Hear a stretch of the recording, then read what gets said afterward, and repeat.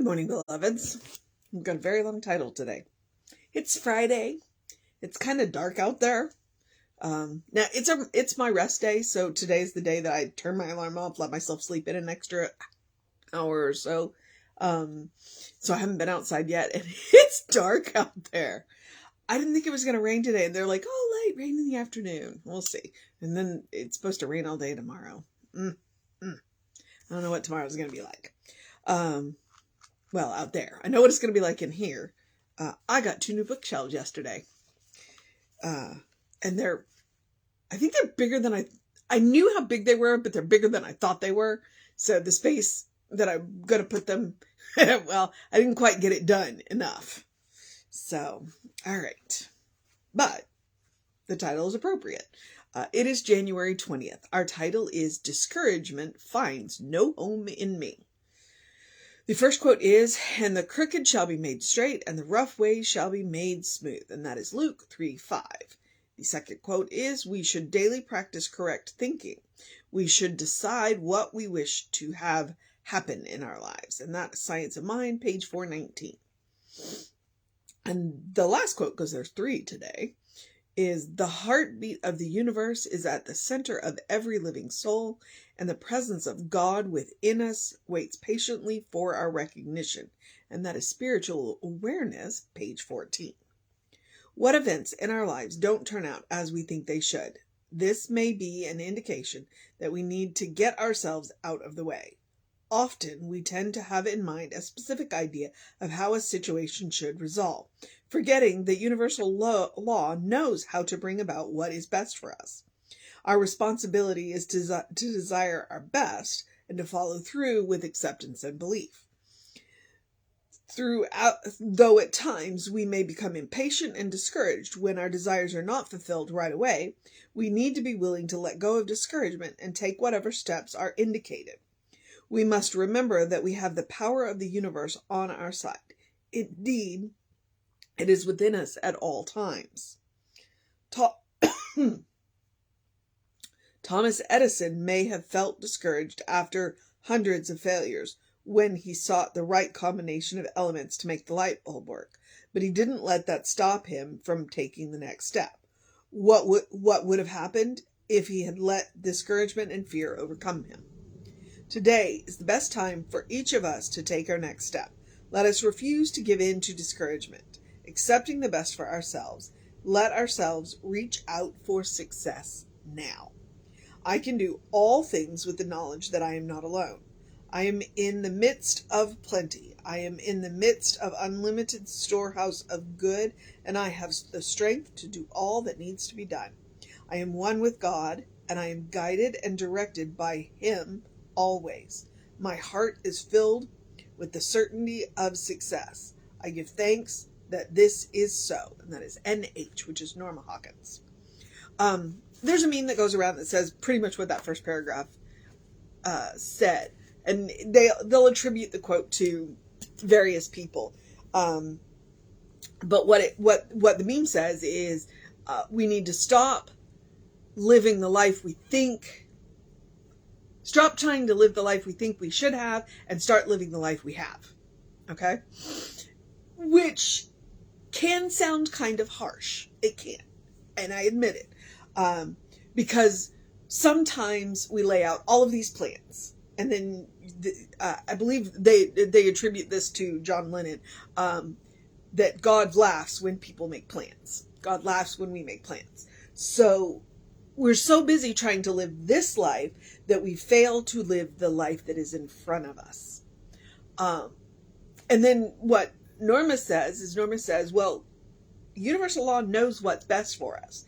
And what we do is we forget the universal law can bring what's best for us. Now, Science of Mind says that God does not judge. So when we ask for things and we put all of the feeling and the emotion and the thought, then law will try and bring us that.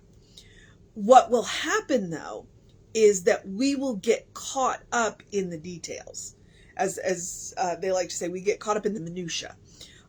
where we get caught up. I said the VIN number the other day. We get caught up in the VIN number. We get caught up on the address. We get caught up on the specific person. We get caught up on, and so if it's not that specific thing, then we don't want it.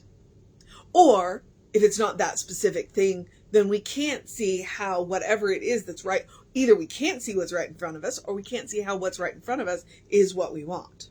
You know what I'm saying?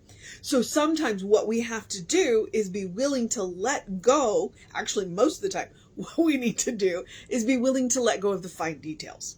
All right? What we do when we treat is we give a general outline. This is what, and more importantly, it's not this is what I want. This is what I want to feel. I want to feel needed. I want to feel useful. I want to feel loved. I want to feel appreciated. I want to feel, I want to feel safe. I want to feel, so this is what we want. All right. It's all of those feelings that we want. And so then what we do is then we open up and we let Spirit bring to us what will create those feelings. And sometimes it's a car, and sometimes it's a person, and sometimes it's a job, and sometimes it's a situation, but if we have specific ideas of what that should look like, very specific ideas, right down to the color and the smell and the taste and what have you, we narrow our options. We narrow the options that Spirit can bring us. And sometimes, especially with people, like if we get caught up on this one particular person, because this one particular person will give us everything that we want, and Spirit's going, yeah, no, for starters, that person belongs to somebody else. Okay? So Spirit literally can't bring us what we're asking for because it belongs to somebody else. And that doesn't mean that there isn't someone, something, some situation out there that is perfect for us, but we can't see it because we're focused on this. Oh, you are going to knock that over, aren't you? That is a bad, okay, I'm going to have to move something. I was rearranging a little bit this morning and I put something in a place and the cat's like, nope. There's universal law for me. It's directed. I put something somewhere where I think that it should go, and the cat does not agree. And the cat, yep. So this is happening in real time, but that's what I'm talking about. It's like we get so focused on that we can't see the forest for the trees. So we need to give up the specific details. Now, that being said, there have been instances where we have, because there's an example where Reverend Jesse was in a class where they wanted a new job or something, and so they had in the class they went down into the details, but they went into, well, what would it feel like? What would it smell like? What would it taste like? What would But they did it in general, like, so they used the senses that evoked the feelings. If lemons make you happy, then you wanted a lemon scented job, I know it sounds crazy, but that's what I mean. So I'm not saying specifically this kind of job, but these are the feelings that I want around the job that I want. Okay. So you can get specific without getting specific. All right. You don't want to get caught up in the minutia, and so what I'm trying to get at, and what she is getting at, is that when we get caught up in those fine details, then we get discouraged because it doesn't look like what we planned. And I'm not saying plans are a bad thing. I think plans are a good thing. But I also think that you have to be willing to deviate from the plans. It's just like when you've planned a trip and you're driving along, or however you're traveling, and you come up to a roadblock. There's absolutely no way to go the way that you planned. But you find there's a detour. And as you go on the detour, you find this great shop. And in this great shop, you find this great dress that makes you feel amazing. That kind of stuff. Or great jacket, whatever, Or you stop and have a great meal and meet a really interesting person. which you wouldn't have if you had sat at the roadblock and waited for the roadblock to be clear. That's what she's talking about today. That is absolutely what she's talking about. Don't be discouraged. Take the steps that are indicated. All right? You've hit a roadblock. This is not what you want. All right? And that's one of the reasons why when we treat, we say treat for the highest and best. Treat for what you want. And then tack on at the end, the highest and the best. And when you are treating for other people and you don't know exactly what they want, and actually, especially if you're treating for somebody who you don't have permission to treat for, it's just, there's a situation, you know about the situation, you don't know what the situation exactly is, you don't even know exactly what the person wants, then you treat for the highest and the best. All right. You always treat for the highest and the best, because then you open up the field for spirit to bring you what you want. You're not limiting your options. And that's a big thing. It's a big thing. When we get too caught up in the details, we limit the options. Okay. And spirit does not judge. So spirit's like, okay, well, these options are off the table because you said so. So that is what discouragement finds no home in me. I treat for what I want, but I don't get too specific.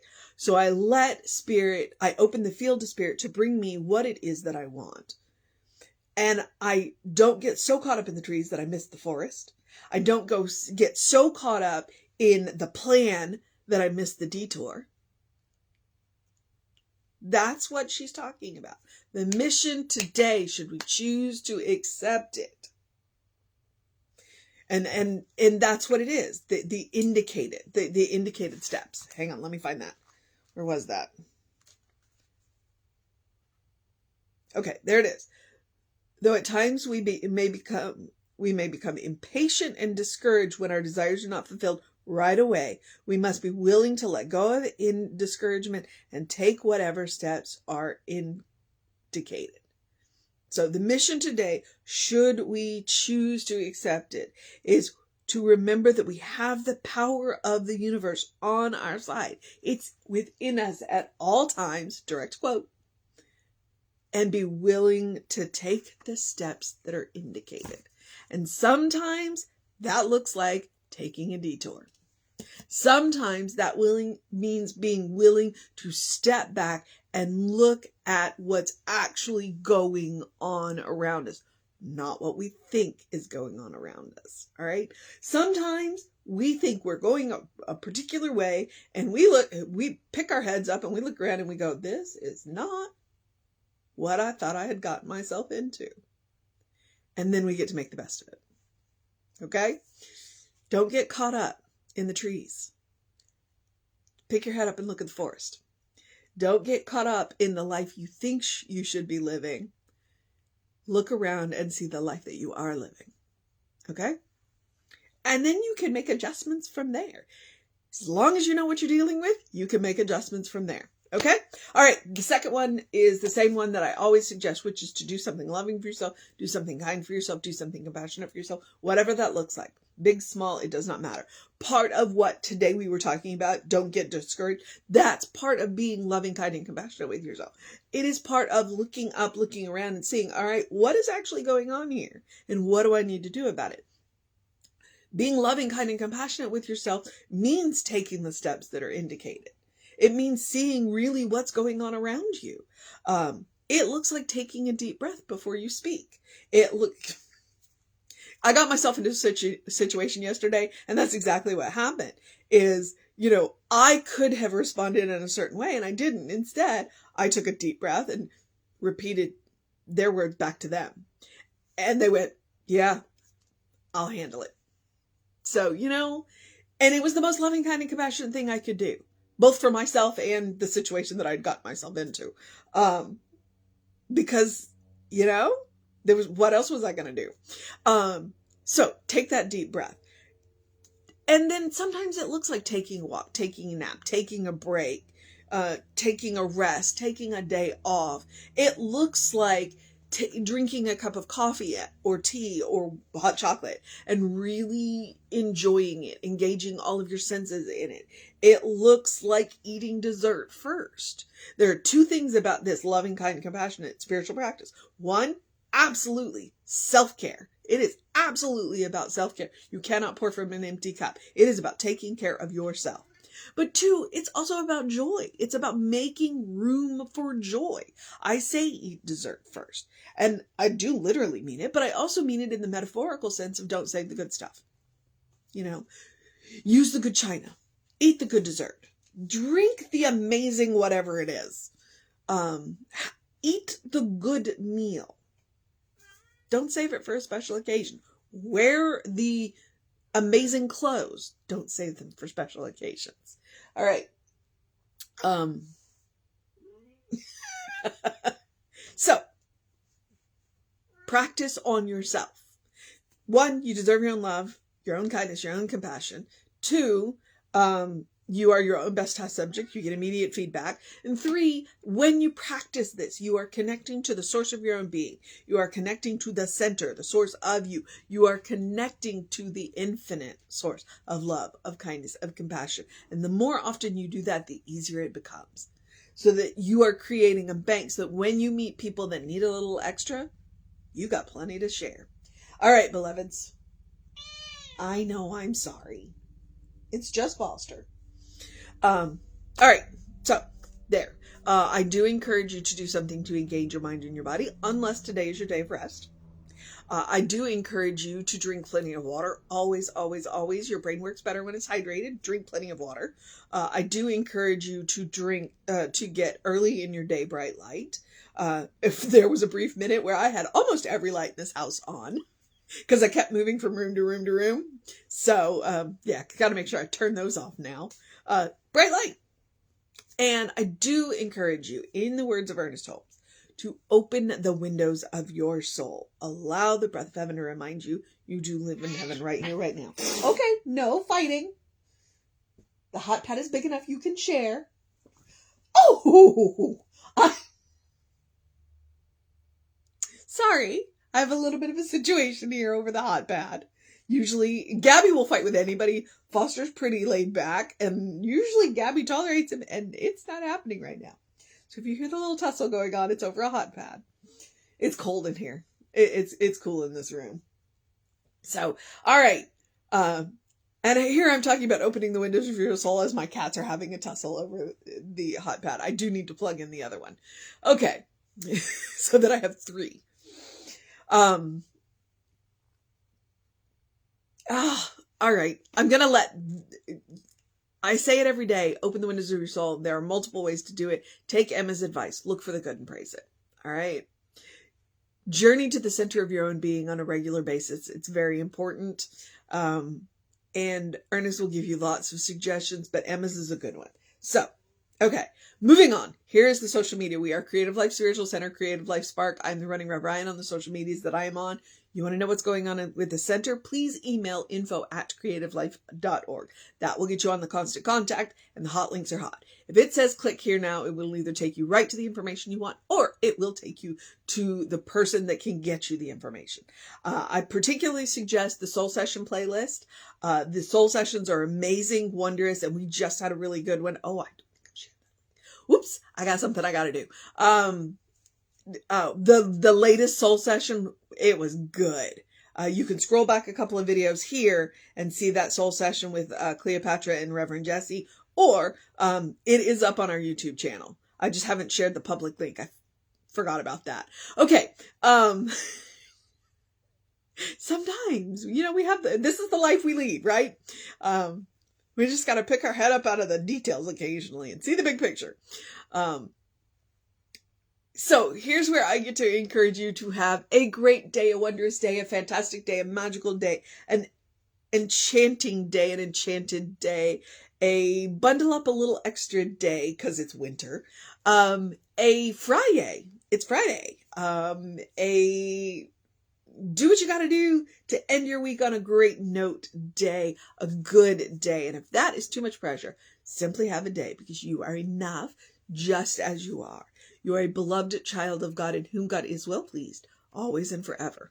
All right? This is who you are.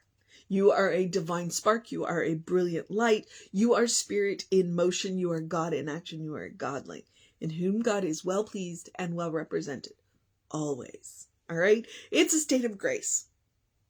And the cool thing about grace is it's granted.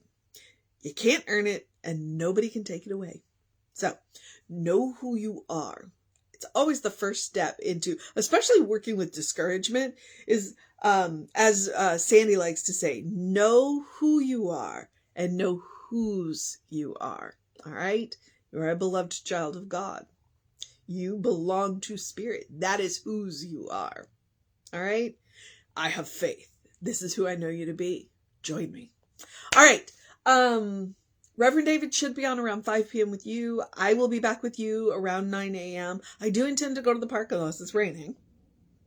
Sometimes I've gone to the park in the rain. It depends on how hard it's raining and how cold it is.